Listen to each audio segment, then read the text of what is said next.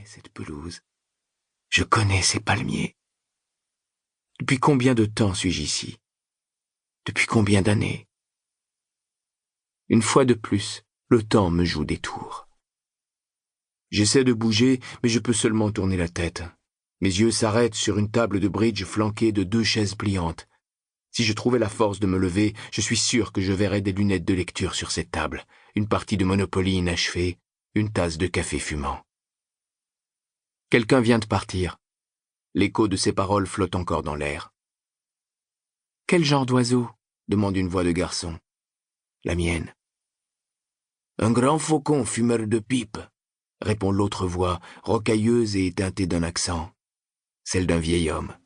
« Tu me prends pour un idiot ?» répond le garçon. « Je ne penserai jamais une chose pareille. »« Mais pourquoi ces monstres te voulaient-ils du mal ?» insiste l'enfant. Dans un crissement, le vieil homme repousse sa chaise et se lève. Il va chercher quelque chose qu'il veut me montrer, affirme-t-il. Des photos. C'était il y a combien de temps? 1 minute? 1 heure?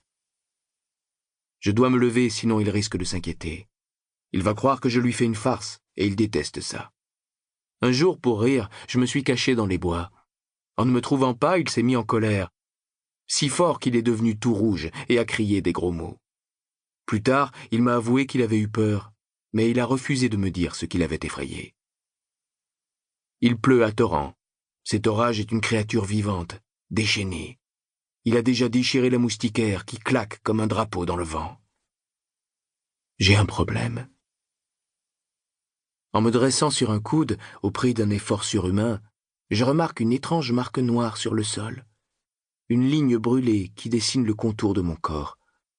Quand j'essaie de m'asseoir, des taches sombres obscurcissent ma vision. Un fracas soudain déchire mes tympans, une lumière blanche m'aveugle. Trop violent, trop proche, trop fort. On aurait dit une explosion, mais ce n'en était pas une. La foudre est tombée si près que j'ai perçu simultanément l'éclair et le tonnerre. J'ai enfin réussi à me redresser. Le cœur battant, je lève une main tremblante devant mes yeux. Elle est bizarre. Trop grande. Ses doigts sont trop longs. Des poils noirs poussent sur les phalanges. Où est le garçon? Ne suis-je pas le garçon? Je n'aime pas les farces. De délicates lignes rouges encerclent le poignet. Des menottes, attachées à la rambarde d'un porche, dans la tempête. Je vois le dessus de la table. Elle est nue. Il n'y a pas de tasse de café, pas de lunettes. Il ne reviendra pas. Et pourtant si. Le revoilà. Il est debout là-bas, à la lisière du bois. Mon grand-père, il marche face au vent, le dos voûté, en foulant les herbes hautes. Son imperméable jaune vif se détache sur le vert sombre des palmiers. Il a enfilé la capuche pour protéger ses yeux de la pluie. Que fait-il là-bas? Pourquoi n'entre-t-il pas? Il s'arrête. Il regarde dans l'herbe. Je lève une main pour l'appeler. Il se redresse et j'hésite. Quelque chose ne va pas. Sa carrure est trop étroite, sa démarche trop souple pour un vieil homme qui souffre des hanches. Ce n'est pas lui. Il s'élance vers moi, vers la maison à la moustiquaire déchirée.